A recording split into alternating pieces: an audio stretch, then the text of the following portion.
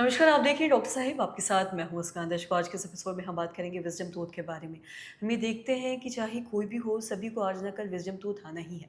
लेकिन कई बार ये किसी लोगों को जल्दी आ जाता है, कई बार एक उम्र के बाद भी आता है। लेकिन ये जो तकलीफ़ है जो विज़डम टूथ की वजह से होती है, काफ़ी ज़्यादा होती है, जिस वजह से लोग काफ़ी ज़्यादा परेशान भी हो जाते हैं। कई बार इससे बुखार भी हो जाता है लोगों में, दाँतों में दर्द होता है, जिससे लोग काफ़ी परेशान रहते हैं। आज हम इसी बारे में तमाम जानकारी लेंगे और ये जानेंगे कि अगर विज़डम टूथ होए तो ऐसे में क्या करना चाहिए, क्या नहीं करना चाहिए, इस बारे में तमाम जानकारी लेने के लिए आज हमारे साथ मौजूद है बिहार के जाने-माने डेंटिस्ट डॉक्टर रोशन भट्ट। सर नमस्कार, बहुत-बहुत स्वागत है आपका। नमस्कार। सर अगर हम बात करें विज़डम टूथ के बारे में तो हम देखते हैं कि ऐसी चीज़ है जो आज ना कल हर किसी को होना है।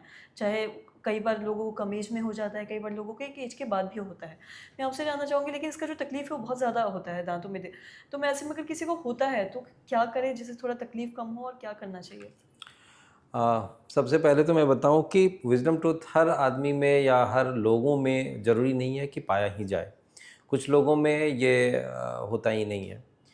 हाँ, बहुत सारे लोगों में ऐसा होता है कि विज़डम टूथ आने के समय उन्हें वो बहुत परेशान करता है। परेशान इसलिए करता है क्योंकि जबड़े का साइज़ और दांत का जो मटेरियल है, वो दोनों में डिस्क्रिपेंसी होती है। अब डिस्क्रिपेंसी है अगर दांत का मटेरियल ज़्यादा है और जबड़े की जो आर्च लेंथ है, वो छोटा है, तो दांत निकलने में परेशानी आती है।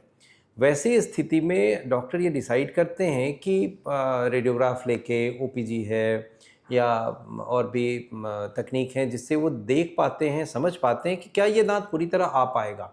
अगर आ पाएगा तो उस दांत को आने के लिए वो समय देते हैं। अमूमन ये 17 से लेके 23 साल की उम्र तक 8वां दांत लोगों में आ जाता है। किसी-किसी में जहाँ पे वो परेशानियाँ आती है तो डॉक्टर ये डिसाइड करते हैं अपने रेडियोग्राफ से कि क्या वाक़ई में ये दाँत अब नहीं आने की स्थिति में है। कहीं उसके ऊपर हड्डी का एक आवरण बना हुआ है, तब की स्थिति में उन्हें वो ऑपरेट करके निकलवाना पड़ता है। तो ऐसी स्थिति के लिए भी पेशेंट को बता दिया जाता है कि ये दाँत आपके भविष्य में नहीं आएँगे और हर 4 महीने, 6 महीने, साल भर में ये आपको परेशान करते रहेंगे।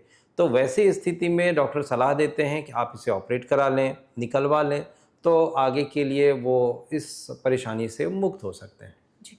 और साथ ही सर अगर हम विज़डम टूथ के बारे में बात करें तो देखते हैं कि कई बार लोग इससे इतने ज़्यादा परेशान हो जो समझ नहीं पाते करना क्या है। मैं आपसे जानना चाहूँगी इसका तकलीफ़ का अगर हम बात करें तो क्या ऐसा कोई घरेलू उपाय है जो घर में लोग कर सकते हैं? या फिर ऐसे में अगर ज़्यादा तकलीफ़ हो तो डॉक्टर से दिखाने की ज़रूरत है? शुरुआती अवस्था में तो आप घर पे उसे ट्रीट कर सकते हैं। अमूमन 3/4 केसेज़ में तो ऐसे होते हैं कि दाँत आधा-अधूरा ऊपर आया हुआ है और आधा वो मसूड़ा से ढका हुआ है।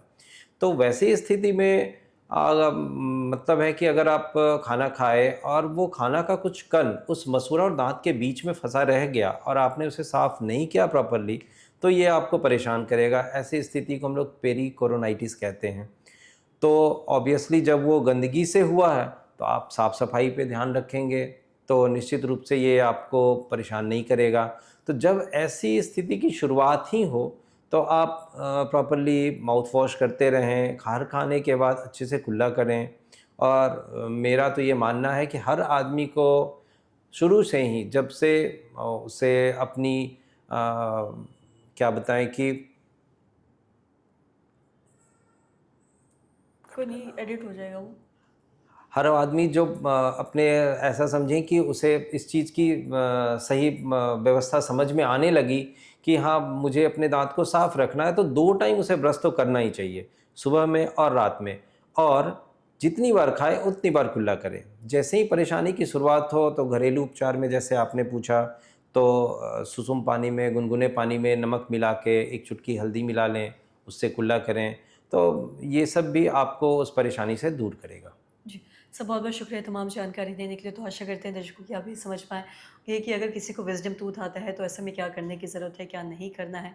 तो आशा करते हैं जो तमाम जानकारी है आपके लाभदायक रही हो। तो आज की इस वीडियो में इतना ही। अगर आपने अब तक मेरे चैनल को सब्सक्राइब नहीं किया तो तुरंत कर लीजिए, साथ ही हमारे फेसबुक पेज को लाइक करें। वीडियो देखने के लिए आपका धन्यवाद।